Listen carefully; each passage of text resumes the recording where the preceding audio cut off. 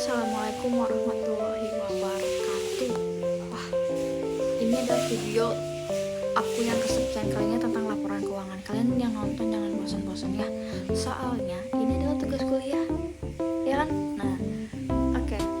Di video kali ini aku mau ngebahas tentang analisis laporan keuangan perusahaan pertambangan pada tahun 2022 dengan studi kasus pada PT Bukit Asam Tbk. Sebelumnya, karena kan teman-teman udah tahu sih, tapi kan harus perkenalan juga kan. Perkenalkan, nama aku Salsabila Andi Apriliani dengan NIM 031122200012 dari jurusan akuntansi di Sekolah Tinggi Ilmu Ekonomi Sukabumi Subang. Nah, sebelum masuk ke laporan keuangan, aku tuh mau ngejelasin dulu nih tentang profil dari kegiatan usaha perusahaan ini. Nah, agar kita memahami konteks bisnisnya juga mempengaruhi angka-angka keuangannya nanti. Nah, yang pertama ada profil perusahaan, ya kan? PT Bukit Asam Tbk adalah perusahaan pertambangan batubara milik negara yang berdiri sejak tahun 1950. Enak ya. Nah, dan berkantor pusat di Tanjung Enim, Sumatera Selatan. Nih, teman-teman yang dari Sumatera Selatan mana nih? Contohnya aku dari Sumatera Selatan, dari Musi Banyuasin. Halo, buat teman-teman yang dari Muba. Lalu PT Bukit Asam ini merupakan bagian dari holding pertambangan Min ID bersama dengan Antam, Inalum, dan Timah. Kegiatan usaha utamanya itu meliputi penambangan batubara, pengolahan dan pemurnian batubara, terus ada penjualan batubara domestik dan ekspor, lalu ada pengembangan energi baru dan terbarukan. Pendapatan utama perusahaan ini tuh didominasi oleh penjualan batubara, sehingga kinerja keuangan sangat dipengaruhi oleh beberapa faktor. Yang pertama ada harga batubara global, yang kedua ada volume produksi dan penjualan, lalu ada biaya operasional pertambangan. Lalu yang kedua, gambaran umum laporan keuangan. Laporan keuangan PT Bukit Asam Tbk tahun 2022 itu terdiri dari yang pertama disusun berdasarkan standar akuntansi keuangan atau PSAK, ya kan? Yang kedua disajikan secara konsolidasian. Yang ketiga telah diaudit oleh auditor independen, dan yang keempat menggunakan mata uang rupiah karena ada di Indonesia, ya kan? Lalu laporan keuangan ini terdiri dari apa aja nih? Yang pertama ada laporan posisi keuangan, jelas dong. Yang kedua laporan laba rugi dan penghasilan komprehensi lain. Aduh, yang ketiga ada laporan perubahan ekuitas, yang keempat laporan arus kas, yang kelima catatan atas laporan keuangan atau CALK. Yang ketiga ada laporan posisi keuangan atau neraca.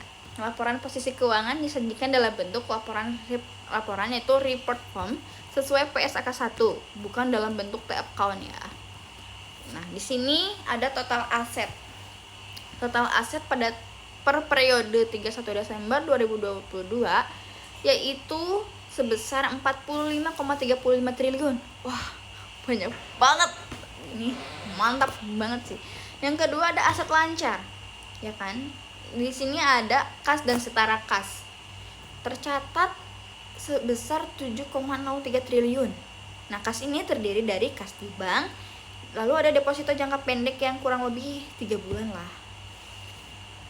Perusahaan ini tidak memisahkan petty cash-nya, dan kebijakan ini dijelaskan dalam CLK sesuai PSAK 2. Yang kedua ada piutang usaha. Piutang usaha atau neto sebesar 3,51 triliun.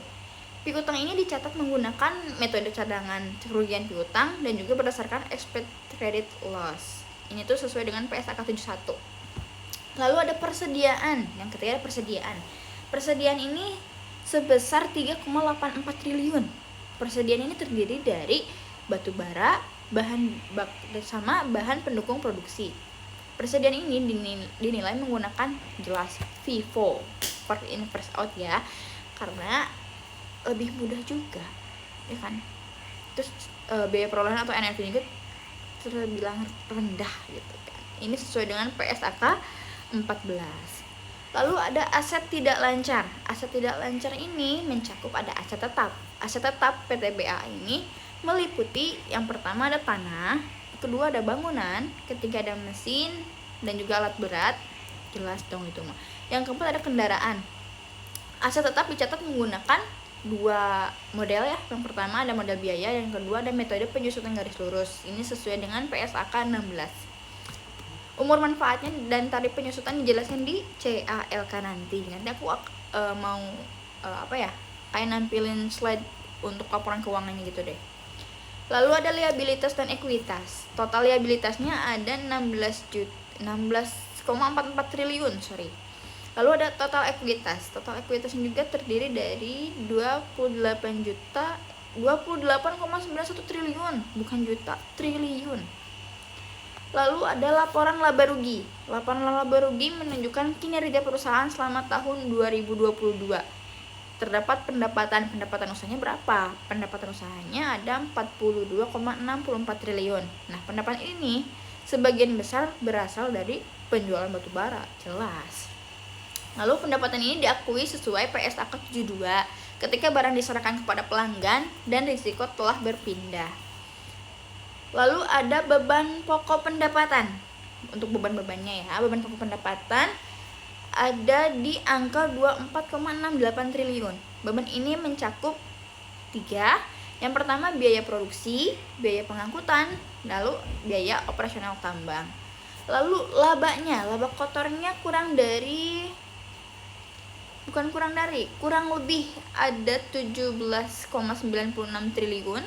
Untuk di laba bersih tahun 2022 ada di 12,56 triliun.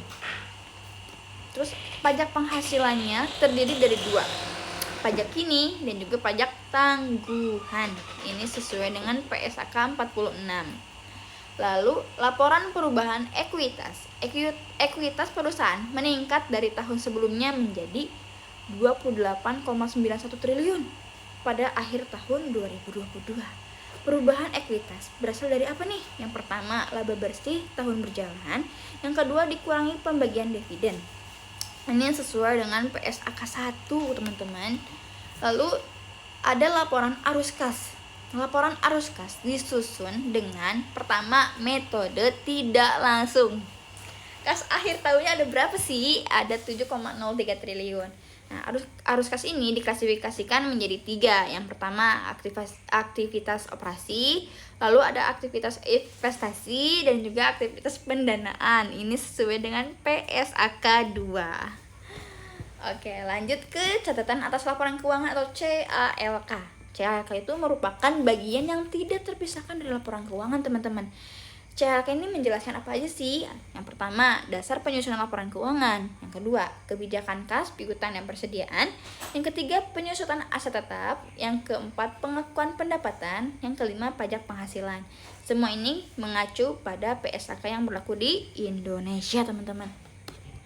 Nah, nanti aku bakal kasih tempel gambar untuk penjelasannya.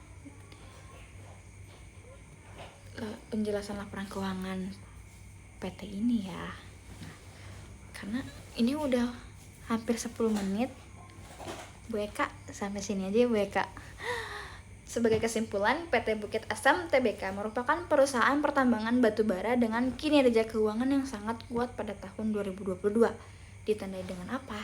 Yang pertama, pendapatan. Pendapatannya di angka 42,64 triliun. Lalu yang kedua, laba bersih di angka 12,56 triliun. Lalu total aset ada 45,35 triliun. Laporan keuangan disusun sesuai PSAK yang dijelaskan secara rinci melalui CALK sehingga dapat digunakan sebagai dasar pengambilan keputusan ekonomi. Nah, cukup. Sekian, ini udah 9 menit lebih deh. Ya kan? Udah. Terima kasih atas perhatiannya. Selamat apa ya? Sampai jumpa di video selanjutnya. See you. Wassalamualaikum warahmatullahi wabarakatuh. Bye bye.